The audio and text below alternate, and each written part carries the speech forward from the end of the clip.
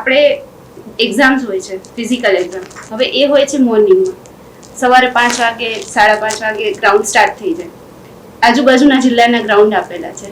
આટલા બધા વિદ્યાર્થીઓ, દરેક વિદ્યાર્થીના કોઈ સગા એ ગામમાં હોતા નથી.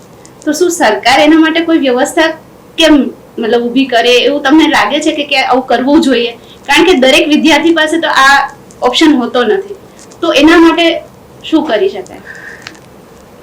આમ જોવા જાવ ને તો વિચારવા જેવી બાબત છે કે સરકારને પોતાના ઉપર કેટલો અવિશ્વાસ છે. કોઈ પણ છોકરું ગુજરાતમાં ગમે ત્યાં દોડવા જાય, દોડવાનું તો ફિક્સ છે. 5 કિલોમીટર દીકરી હોય તો 1600 મીટર. તમે ગમે તે ગ્રાઉન્ડમાં જાઓ, સેમ જ છે. ગાંધીનગરના છોકરાને તમે ખેડા મૂકો છો અને ખેડાના છોકરાને તમે વડોદરા મોકલો છો, એના કરતા ખેડા દોડી દો ને. સવારમાં હવે માની લો કે મારે આવતીકાલે સવારમાં ગ્રાઉન્ડ છે, એટલે મારા આગલા દિવસે પહોંચી જવાનું. હવે આગલા દિવસે મારે ક્યાં રહેવાનું? બીજું કે અત્યારે શિયાળામાં ધારો કે ગાંધીનગરમાં જ્યારે પહેલા દિવસે દોડવાનું હતું, ગાંધીનગરનું તાપમાન 9°C હતું. સવારનું 6 વાગ્યાનું તાપમાન 9°C હતું. હવે છોકરા જ્યારે ગ્રાઉન્ડમાં અંદર એન્ટર થાય દોડવા માટે, ત્યારે એને બધી વસ્તુ બહાર મૂકી દેવાની.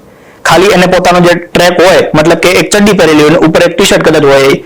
હવે એ અવસ્થામાં એ માની લો 4 વાગે પહોંચી ગયો હોય ગ્રાઉન્ડમાં, તો 4 વાગ્યાથી 5, 6, 7 વાગ્યા સુધી બેહી રહે.